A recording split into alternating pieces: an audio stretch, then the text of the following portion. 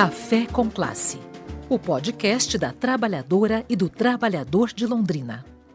Olá, pessoal. Eu sou a jornalista Elza Caldeira, do Portal Verdade, e estamos iniciando agora mais uma edição do Café com Classe. Esse podcast tão importante aqui do portal, que traz sempre um convidado especial para estar falando, sobre ações da área da política, projetos que fazem parte da Assembleia Legislativa ou também federal, que melhoram a qualidade de vida da população. E hoje nós estamos recebendo o deputado federal Diego Garcia, ele que é deputado pelo terceiro mandato, nascido na cidade de Bandeirantes, mora aqui em Londrina desde 2017, então já é um deputado londrinense e está aqui com a gente hoje. O deputado Diego faz parte de várias comissões lá na Câmara dos Deputados e vai ser entrevistado aqui por dois sindicalistas aqui da cidade. Deputado, muito obrigado por sua presença, é uma honra receber o senhor. Eu que agradeço, Elza, é um prazer todo meu estar aqui, participar desse bate-papo, essa conversa, atualizar aí as pautas que estão nesse momento em discussão lá no Congresso Nacional. Então, uma alegria, obrigado pelo convite.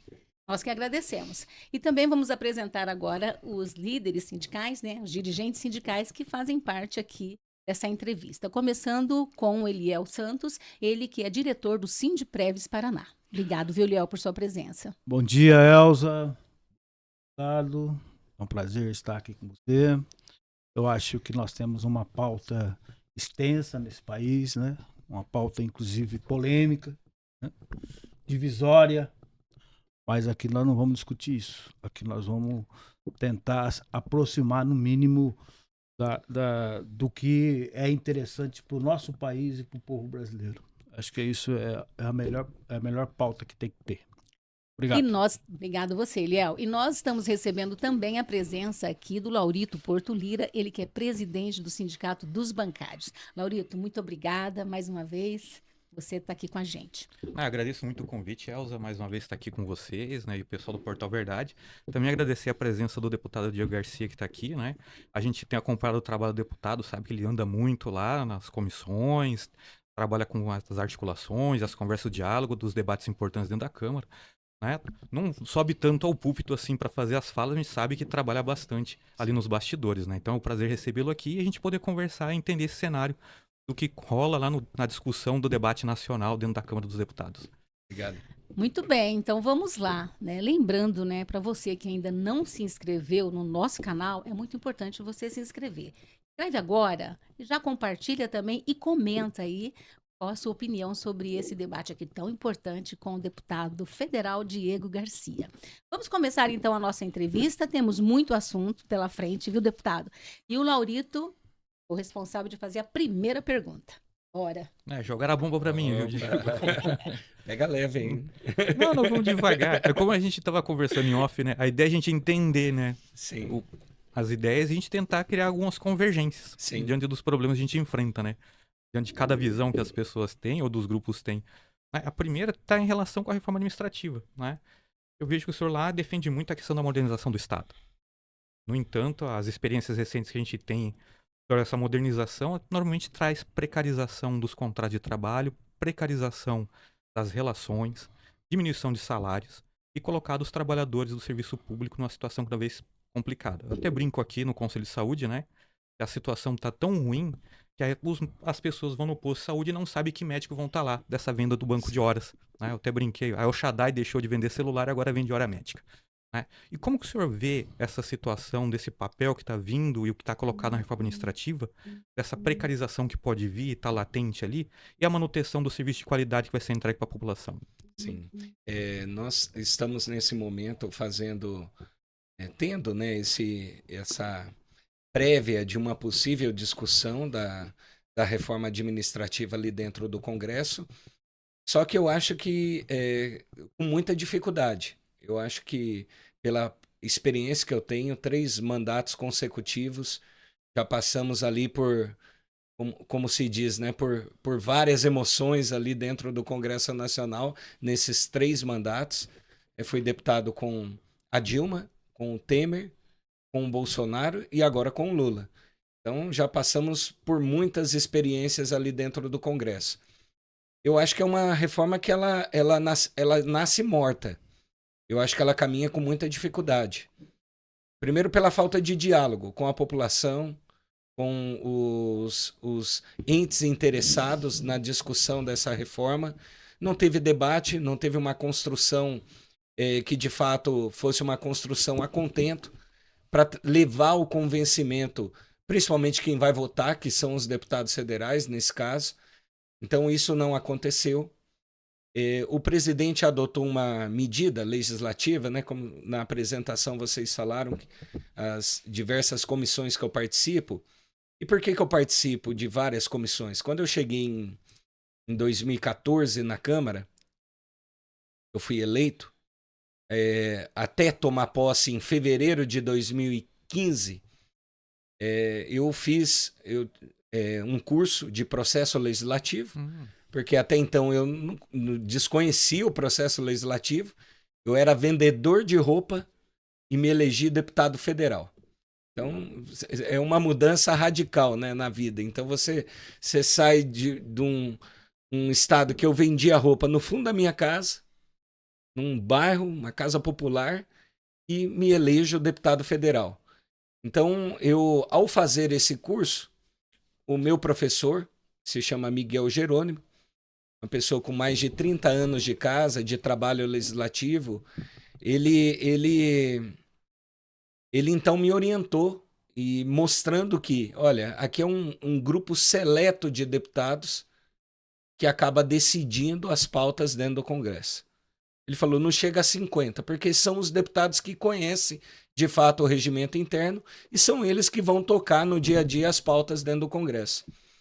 Então eu aprendi isso já antes de tomar posse e entendi que esse era o caminho. Então você está presente, participar dos debates. E no período em que o Rodrigo Maia foi presidente da Câmara, ele criou esse formato de grupo de trabalho, que para mim ele é péssimo. Eu entendo que é péssimo o processo legislativo. Por quê? Porque você tira a participação da representatividade partidária dentro das comissões, você impede o debate político, você impede de que audiências públicas sejam realizadas, e foi o que aconteceu agora na discussão dessa reforma. E não teve discussão, não teve debate. Os próprios deputados que são membros do grupo de trabalho, que são pouquíssimos ali, eles falam que o próprio relator não dialogou com eles até o momento.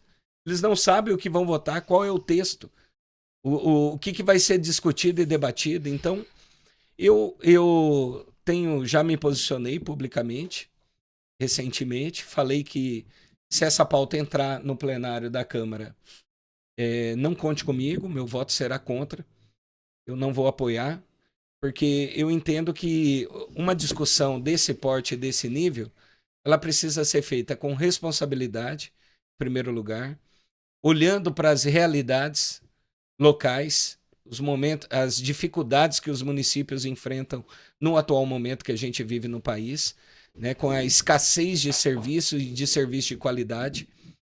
Então, nós temos que ter responsabilidade para discutir uma pauta como essa. E nesse momento nós não estamos tendo.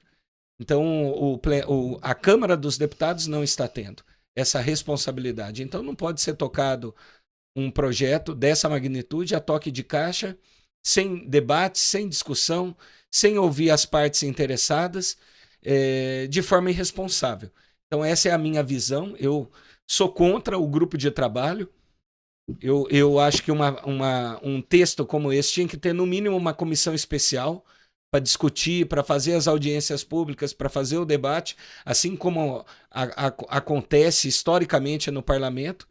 Então, eu acho que isso prejudica, enfraquece o papel do poder legislativo e faz com que essa reforma ela seja uma reforma morta. Na minha opinião, ela não passa nem esse ano e nem no ano que vem, ela não passa no plenário da Câmara. Espero que isso realmente não ocorra, né? Porque, como o deputado falou, é muito ruim o que foi feito. Eu tenho acompanhado, como eu digo, eu gosto de acompanhar lá o que acontece. Das reuniões, nenhuma foi chamada ao movimento sindical. Vou colocar aqui a figura das centrais, nem as associações representativas dos funcionários. E tão pouco, como o deputado bem colocou, ocorreu as reuniões. Do que eu lembro, somente 2 ocorreram, que foi possível de acompanhar, inclusive pela TV Câmara. né? E o debate muito ruim, muito pobre sobre a situação. Eles realmente não estavam sabendo o que estavam falando, o que estavam construindo ali. Então, realmente, eu espero realmente que isso não venha a ser debatido agora. E depois, quando for debatida essa reforma, os temas, que chamem os envolvidos realmente, né? De todos os lados. Sim. Tanto da administração do governo, quanto os trabalhadores que estão lá. Porque quem conhece a realidade que está nos municípios, nos estados, inclusive na União, nos territórios espalhados, é realmente quem trabalha no serviço. Sim. Vamos agora, nosso querido Eliel. Questão? Bom dia, mais uma vez, deputado. Olha só, a PEC 32 foi instituída. Eu fui 15 vezes para Brasília, aposentado, fui 15 vezes para Brasília. E todas as vezes que nós íamos para Brasília, você sabe como funciona Brasília, nós da Federação FENASPES e dos sindicatos de todo o país, nós íamos ao aeroporto em Brasília, sabe, dar boas-vindas aos deputados. Já foi recepcionado. Já foi. Já. Então, a gente ia dar vocês. boas-vindas a eles. Uma vez, inclusive, num período desse, num acontecimento lá, rapidamente, os policiais de Brasília soltaram uma bomba de gás lacrimogêneo dentro do aeroporto. Virou um pandemônio lá dentro, e assim, mas a gente conseguiu superar isso. A PEC 32 a gente conseguiu. Nós estávamos toda vez no anexo 2. Claro, está lá. Fazia ali todas as nossas atividades, nós fazíamos no anexo 2. E nós conseguimos barrar a PEC 32. E naquele momento, a PEC 32 só estava ligado aos servidores federais. Hoje, essa PEC 38 muito pior. Ela pega servidor municipal, servidor estadual. A gente tem informação de certo, dá muita tranquilidade do seu lado, inclusive. Não conhecia o que você pensa e o que você acha do parlamento brasileiro. Já tive uma noção de como toca o seu mandato dentro do parlamento. Assim, a PEC 38 ela está colocada para nós. Eu também avalio de que da maneira que ela está colocada vai ter muita dificuldade para passar. É porque o governo Lula também está trabalhando dentro dos bastidores. E você sabe como funciona em Brasília. Quando você fala em 50, na sua primeira fala, você falou 50 deputados que são, eu não diria que são 50. Ali hoje, naquele Congresso Brasileiro, dos 513, 10, 12 deputados tem ali tudo na mão, sabe onde que está tudo. Mas não é porque é o melhor. Sim. Vou entrar no... Não é porque é o melhor. Porque nós sabemos como funciona. Né? Sim. Lá dentro, eu estou sempre lá, inclusive. Então, assim, deputado, eu fiquei satisfeito de ouvir a sua fala na pergunta do meu colega Aurito. Assim, fico satisfeito mesmo. E tenha você, como deputado, provavelmente vai disputar uma próxima eleição. O nosso slogan, enquanto servidores federais, hoje, com todas as 3 esferas, a gente não mudou. Deputado que votar não vai voltar. Porque tem que ter claro uma coisa: não é o Eliel, que é o sindicato, que é o servidor público aposentado. Não. É eu, a minha esposa, minhas filhas, meus parentes. Então, assim, a gente acaba conversando com todo mundo e a gente acaba influenciando muitos votos. E hoje, as 3 esferas dão uma média, a gente já fez uma avaliação, dá uma média de 30 milhões de pessoas, que é gente pra caramba. Então, assim, eu acho que todo deputado tem clareza e tem responsabilidade dentro do parlamento e quer voltar. Não é que nós nunca pedimos privilégio. Às vezes, quando a gente fala em estabilidade, as pessoas que não sabem o que é estabilidade falam: ó, esse cara é um privilegiado. Não é verdade. A instabilidade nos garante que todas as vezes que nós tivermos algum assédio dos nossos chefes, nós podemos ir para dentro de um PAD, que você sabe muito bem que é isso, que é um processo administrativo disciplinar, e com todos os direitos e garantias de defesa. É isso que nos garante. Na rede privada, o chefe não vai com seu cara, a primeira coisa que ele faz é demite. E o serviço público, a estabilidade é para isso. Então, assim, eu acho que você está correto. Outras coisas, para mim encerrar aqui, eu só quero te perguntar uma coisa. Nós temos essa reforma administrativa, uma só avaliação, deputado. A reforma administrativa hoje, ela a tendência é acabar com o serviço público e com o servidor público tudo de uma vez. Por quê? Acaba-se com o serviço público, tirando os concursos. Acaba com o servidor público, abrindo processo terceirizado, quarteirizado, quinqueirizado e assim vai. E tudo que se terceiriza ou quarteiriza, qualquer coisa disso aí, tira a qualidade, principalmente do atendimento, que é daquele que mais precisa de nós, que é os nossos usuários, os nossos beneficiários. Se você pensasse com carinho, de verdade, gostei da sua fala, eu acho que você será um deputado que vai nos ajudar nessa Eu tenho tarefa. uma imagem assim, Léo. Eu, obviamente, né, trabalho no serviço público, estou lá na Câmara dos Deputados há 11 anos e convivo o tempo todo com servidores públicos. Então, os servidores da Câmara, os servidores do Senado, os servidores do Congresso Nacional, então, os servidores do Poder Executivo que estão nos ministérios, independente de quem está governando, esses servidores estão lá. Eles continuam lá, são os mesmos. Às vezes tem um remanejamento ou outro de um ministério para outro, mas isso pouco acontece, porque são os servidores que têm o domínio, que conhecem de fato o que acontece ali dentro e que tocam aquilo.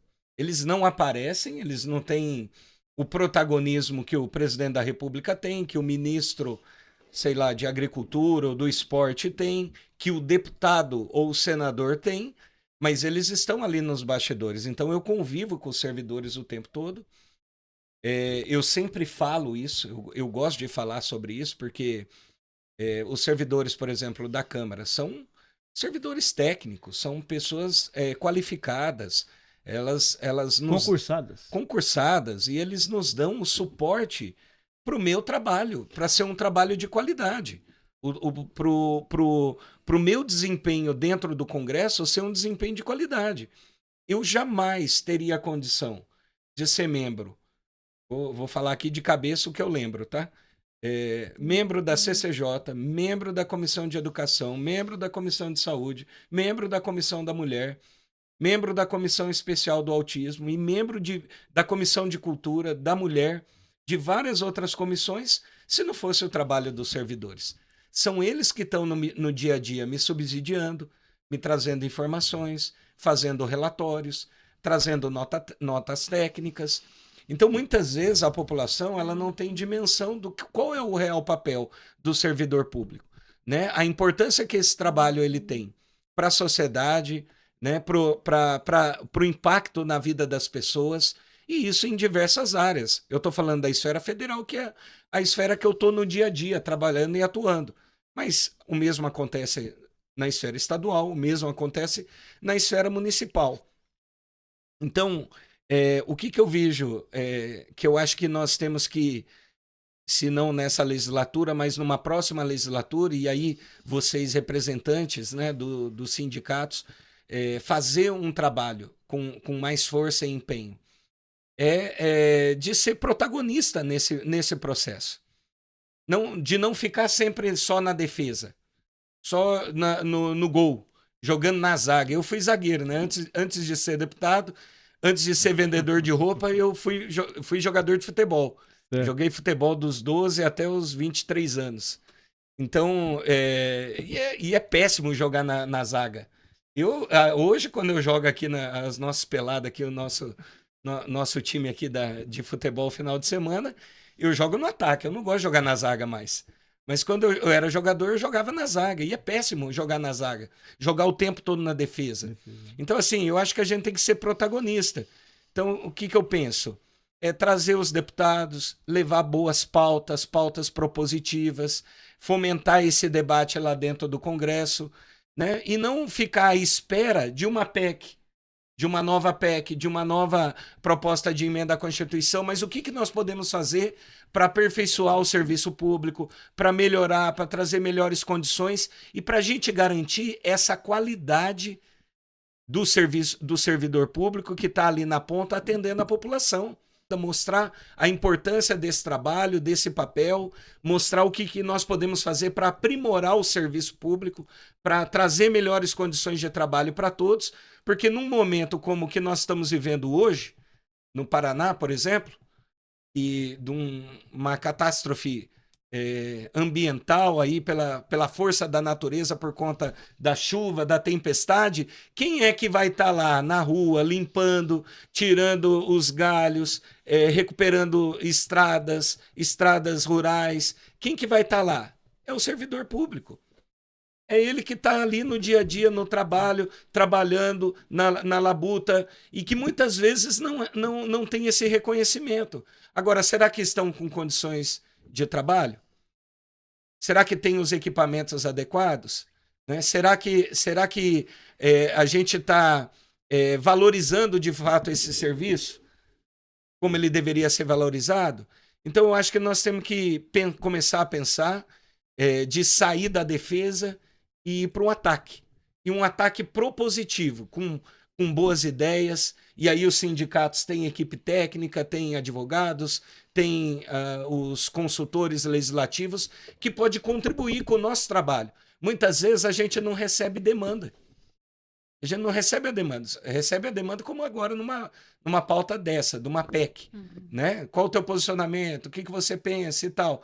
Mas a gente precisa pensar além, o que a gente pode aprimorar e melhorar do serviço público e que não está sendo discutido hoje. Muito bem, e o Café com Classe de hoje recebendo aqui na sua segunda edição o deputado federal Diego Garcia, contando aqui com a participação do Eliel Santos, do Sindiprévios Paraná, e também do Laurito Porto Lira, do Sindicato dos Bancários. Que bom eu posso aproveitar saber, e fazer né? um comentáriozinho Claro. só rapidinho? Ó, na fala do deputado Diego Garcia, eu vou colocar aqui, né, como tu não sabe, eu sou Lenista Marcia, camaradas da classe trabalhadora. É por isso que o sindicato e o diretor vai lá e conversa de política com vocês.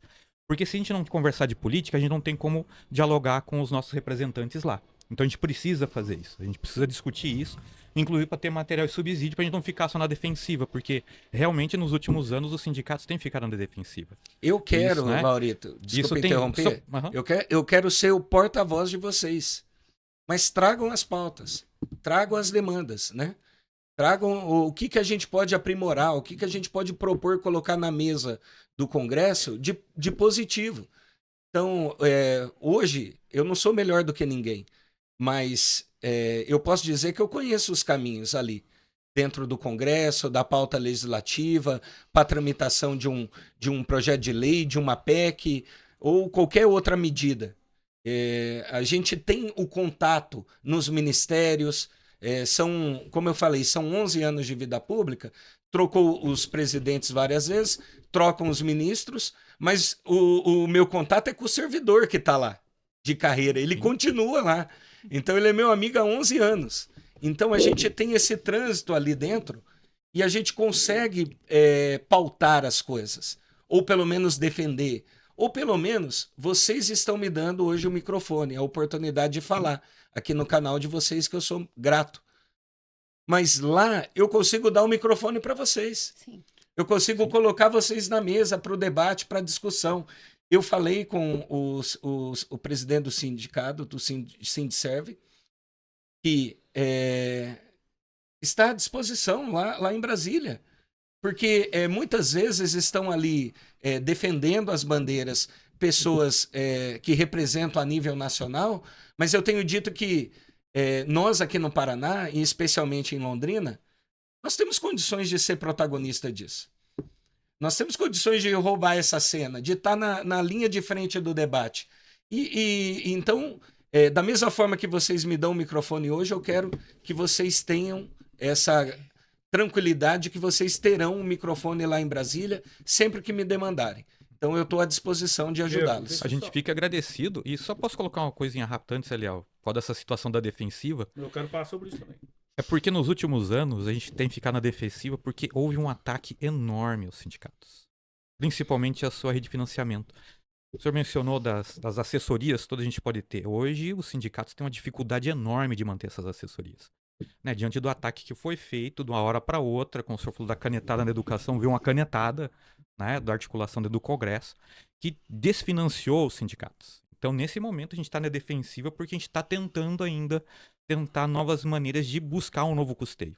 Né? Até a última plenária nacional da CUT foi sobre isso, como a gente vai manter o custeio, que até a central sindical está passando por dificuldades financeiras. Né?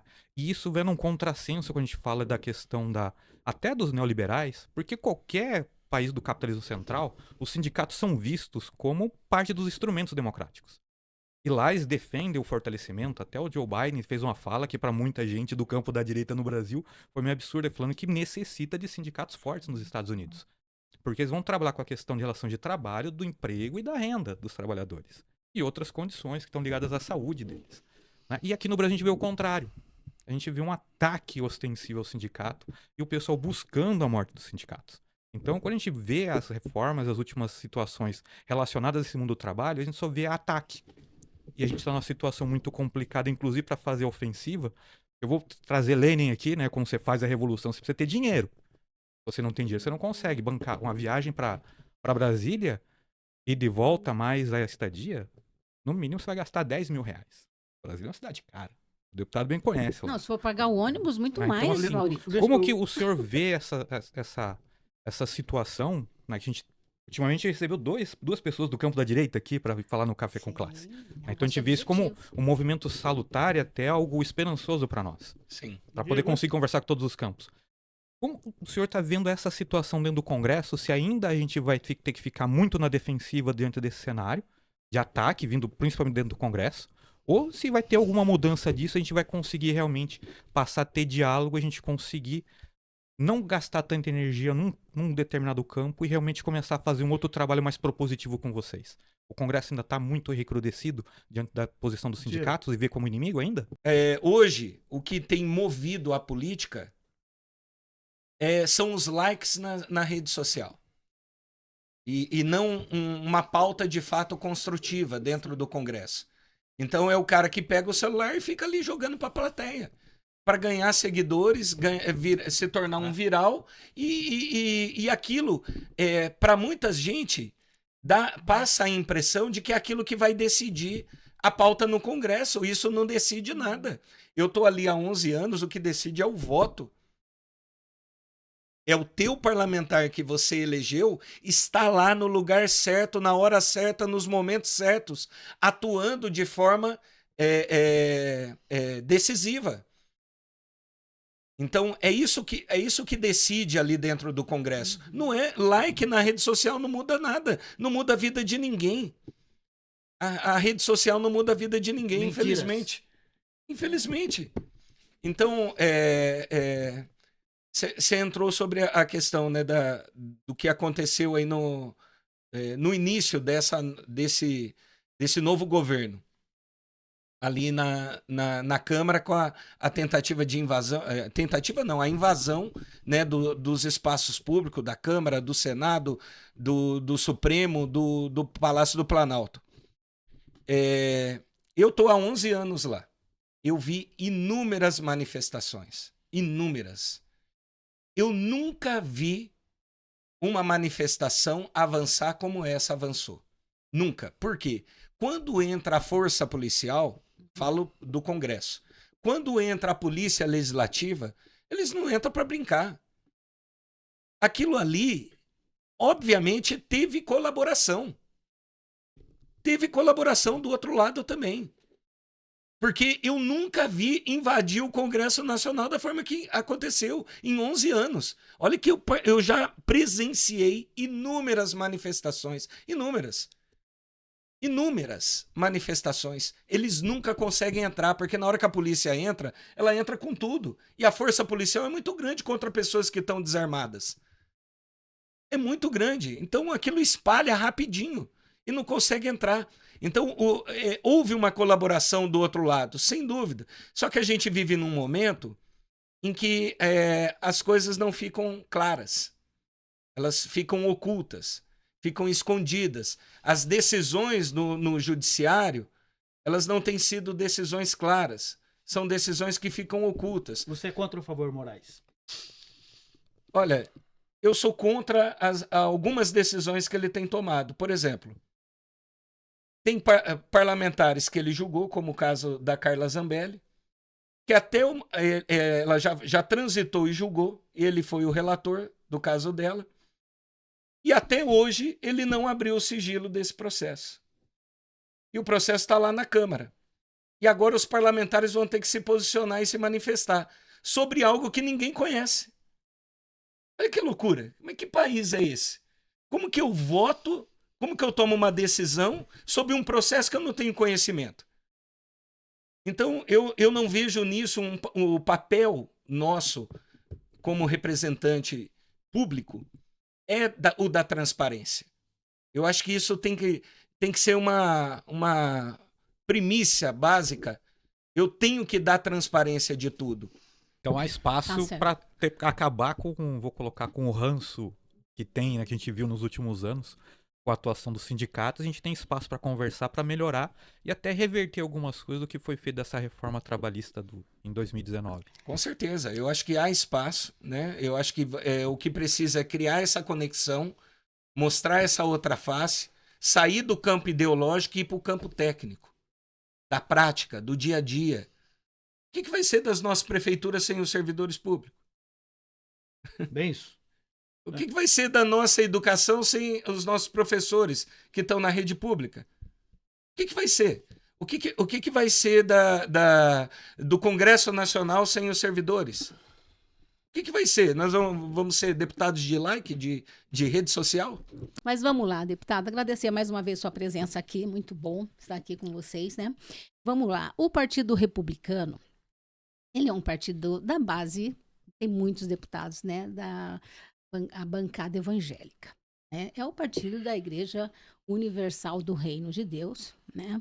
Teve junto uma parte do governo Lula, o primeiro governo do Lula, mas apoiou o impeachment pesadamente da presidenta Dilma. Né?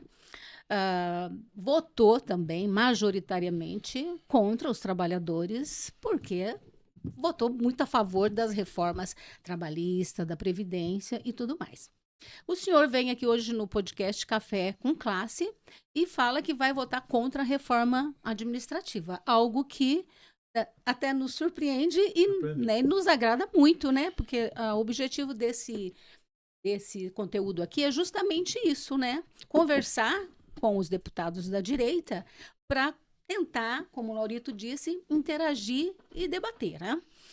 Mas o partido que o senhor congrega, que é o Republicanos, como eu disse, da bancada evangélica, grande parte, o senhor acredita que o senhor não pode ser cobrado por essa postura, né, de votar contra a reforma administrativa? Já vista que grande parte a gente sabe que vai votar como oposição, né, ao governo Lula? Olha, é importante a sua pergunta, Elza. Primeiro, eu acho que é importante a população entender como que funciona ali no Congresso. Então, qualquer parlamentar, ele precisa do seu partido para tudo. Para o seu desempenho político, ele precisa do partido. Ele precisa do partido desde a eleição, do processo eleitoral, porque nossa legislação não permite candidatura avulsa, sem partido, sem sigla representatividade partidária. E uma vez que ele se sagra eleito, ele precisa do partido lá no Congresso, no meu caso também. Então, é o meu partido que me indica para todas essas comissões que eu sou membro. Se o partido falar não vai, não vai. É o meu partido que me indica para as relatorias, para os projetos importantes que eu sou relator. Se o líder do partido entender que eu não vou, eu não vou. E ele decide tudo. Agora, o que me move nesses 11 anos de vida pública? Eu até não falei muito aqui, né, da minha história, mas eu não fui eleito com apoio político. né? Eu não fui eleito por prefeito, por vereadores. Eu não tenho pai político, histórico político, família na política. Eu sou o primeiro político da minha família.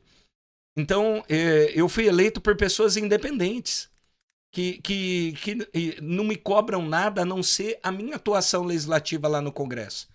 Eu sou pregador dentro da Renovação Carismática Católica há 23 anos. Sou membro do movimento há 23 anos. E foi esse movimento, essa base, que me deu sustentação para que eu saísse de vendedor de roupa e fosse eleito deputado federal com a campanha mais barata do Paraná.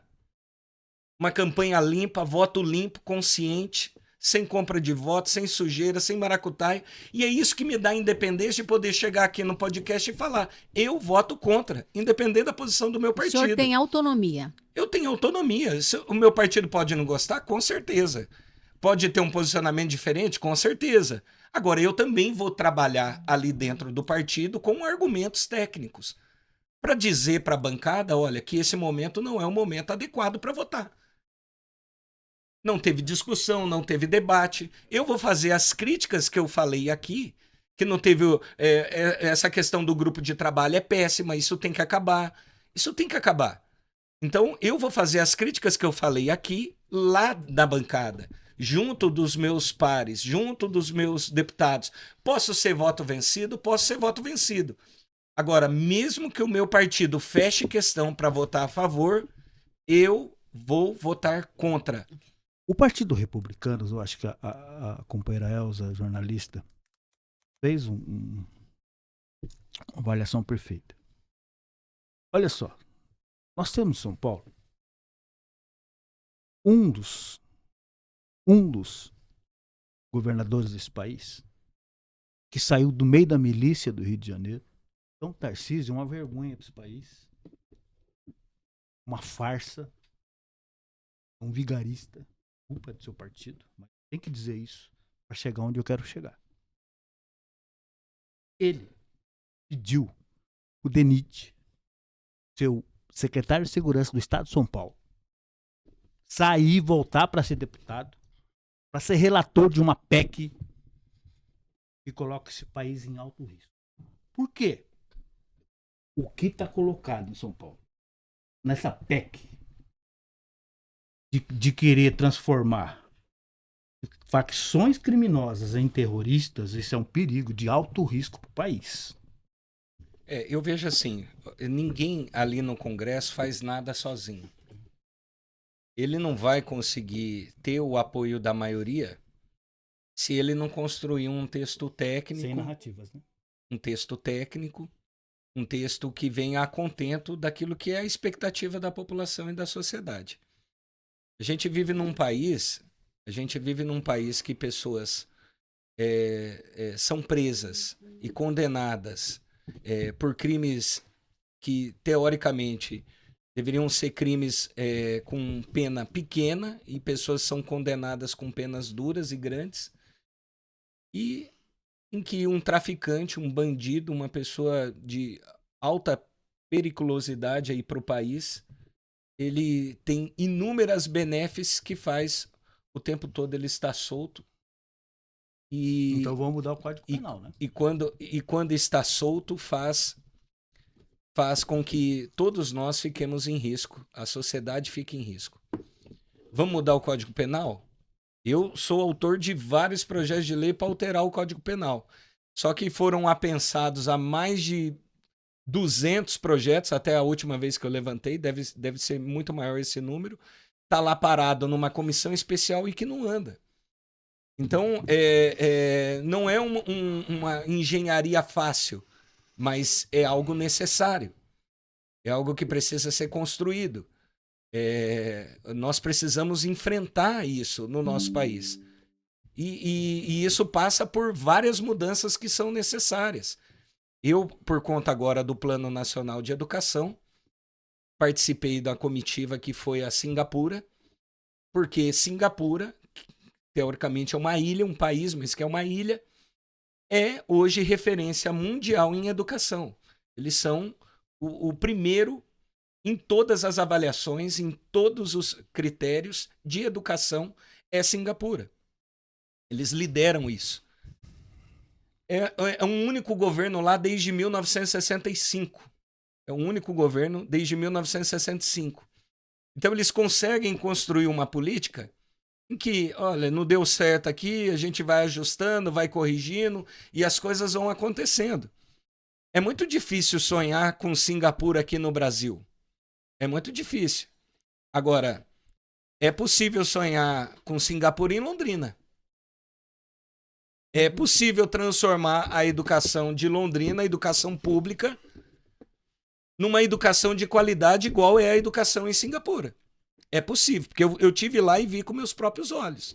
Só que isso tem que ter uma mudança de Cultural, né? cultural. Uma mudança em tudo, mudança na grade curricular, mudança na formação dos professores, mudança na qualidade para a contratação desses servidores, mudança na estrutura das escolas. Eu levei a secretária de Educação a Brasília na reunião com a bancada e ela fez o pleito para a bancada federal, porque em Londrina nós temos 8 escolas de madeira precárias, caindo aos pedaços. Quando ela começou a passar o vídeo, o deputado Toninho Vancher, que é o coordenador da bancada, ele pediu para parar o vídeo porque ele começou a passar mal. E ele falou na fala dele, eu achei que isso não existia em Londrina. Quando que a gente vai imaginar que a segunda maior cidade do estado, a quinta maior do sul do país, tem ainda 8 escolas de madeira? Então nós estamos trabalhando agora para tentar mudar essa realidade, para tentar resolver isso, para trazer recursos, para fazer investimento, mas tem várias outras mudanças que são necessárias. Mas o que aconteceu em Singapura? Essa mudança que eles fizeram, que começaram em 1965, faz daquele país não só referência na educação, mas referência na segurança pública. O guia, que era um guia brasileiro que nos acompanhava, ele disse assim, eu conversando com a minha esposa esses dias, falei para ela, eu esqueci o que é ter o medo de ter o celular roubado. Eu não tenho medo de alguém bater minha carteira na rua. Porque ele falou, Singapura é um país extremamente seguro, mas em que as leis funcionam. E ele contou o caso de um ministro. Lá eles funcionam com o primeiro-ministro, né? E os ministros que vêm abaixo do primeiro-ministro, um desses ministros estava abaixo ali, que era amigo do primeiro-ministro, participou de um jantar com integrantes da Fórmula 1. Singapura é muito conhecida ali por conta da Fórmula 1. E esse primeiro-ministro participou de um jantar. Por conta disso, ele foi preso. E depois apuraram, fizeram a investigação. Ele estava participando, né, de um esquema de corrupção para beneficiar empresas ligadas à Fórmula 1 dentro de Singapura. E o que o guia dizia? Esse gesto que teve em Singapura foi para mostrar que o país tem lei. E não importa o mais alto escalão que você está hoje, mas a lei funciona. Então, nós temos sim que alterar a nossa legislação, mas como que a gente altera? Para isso precisa ter maioria no Congresso. Será que a maioria que está lá hoje quer? Precisa ter maioria no Senado. Será que a maioria que está lá hoje quer? Quer essas mudanças? Quer essa responsabilização? Então, é por isso que eu sempre digo, a eleição mais importante no nosso país é o parlamento. Eu sei disso. Nós sabemos disso. Quem você escolhe para ser o teu vereador, quem você escolhe para ser teu deputado estadual e quem você escolhe para ser deputado federal ou senador da República. Por quê? Tudo passa pelo Congresso. A palavra final é sempre do Legislativo. É sempre. A palavra final é sempre do Legislativo. Quem vota, quem decide. Nós tivemos agora aqui em Londrina, que eu considero um absurdo, esse remanejamento de recursos prejudicando a área da assistência social. Mas quem decide, gente, é o legislativo, são os vereadores. Eleito pelo povo londrinense. E eles têm a capacidade de mudar, de alterar, de propor emendas, de fazer as adequações ao texto.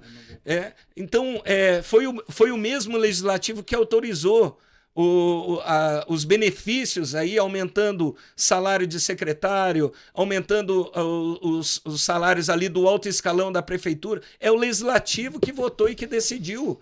Então, assim, nós, cidadãos, temos que ter essa consciência de que o mais importante não é quem eu escolho para prefeito, é quem eu escolho para me representar lá na Câmara. Não é quem eu escolho para governar o Estado, é quem eu escolho para representar lá na Assembleia. E quando a gente tiver no parlamento pessoas assim, com essa independência, com esse protagonismo, com esse comprometimento, pode ter certeza que nós vamos ter vozes ativas de fato lá dentro do Congresso Nacional. Se me permite só fazer um comentáriozinho só, coisa rápida, aí pra gente poder ir caminhando pro encerramento que já tá longo, né? Todo mundo quer encerrar. Né? Quando se traz os exemplos de fora, eu acho que a gente tem que pensar sempre as coisas com muito cuidado. Porque Singapura tem uma característica muito parecida com o Brasil, que também foi colônia. Só que lá eles foram um povo colonizado. O Brasil tem uma outra perspectiva. Nós temos um país formado de colonos e escravizados. Então tem uma característica muito diferente. Isso implica em várias questões que são colocadas hoje pra gente, inclusive nesse perfil punitivista da segurança pública e morte nas periferias que a gente vê no Brasil todo. Em Londrina não é diferente. A gente vê aqui as mães por almas, que tem um trabalho fantástico aqui querendo a justiça para a morte dos filhos deles, né? Então a gente precisa também ter essa perspectiva, a gente fala de mudança cultural, de entender que nós precisamos ter um processo decolonial para a gente conseguir chegar a ser um país evoluído também. E quando você fala de uma situação de princípios e tudo mais, eu vou colocar da seguinte maneira: Singapura ainda tem o GP de Singapura. A Índia, quando descobriu isso, não tem mais GP da Índia. Né? Então, existem maneiras diferentes de escamotear as coisas, de como são colocadas, e as culturas lidam de maneira diferente. Diante dessa perspectiva do que eles veem enquanto estrutura de manutenção de poder, de ganho de vantagem. Singapura é um país que está lá e ganha vantagens enormes ali. E mascara muita coisa. A Índia está indo para um outro caminho e está indo para um caminho mais sério. Tanto nesse exemplo da Fórmula 1, lá não tem mais GP da Fórmula 1. Com 2 então bilhões a gente precisa realmente repensar, e a gente fica muito agradecido da presença do deputado aqui. A gente viu que tem gente qualificada lá dentro. Obrigado. Não é do nosso campo, mas tem. Né? Então a gente precisa entender isso e saber que a gente tem portas abertas, como o deputado bem colocou, para a gente procurar levar as nossas pautas, Sim. levar nossas propostas para os projetos que estão lá que afetam a classe trabalhadora, seja quanto categoria, mas também enquanto cidadão. Obrigado. Obrigado. Muito obrigada, deputado.